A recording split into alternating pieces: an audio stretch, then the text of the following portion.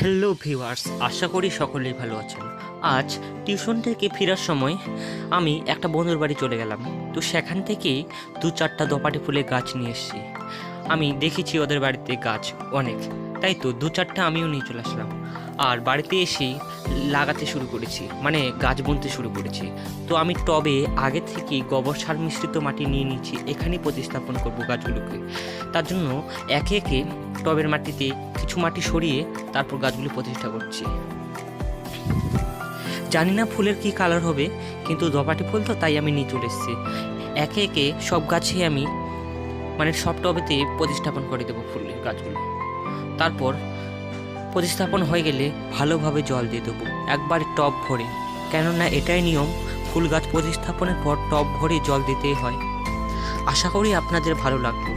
আপনারা যদি এই গাছের আপডেট চান তাহলে কমেন্ট করে বলুন প্লিজ।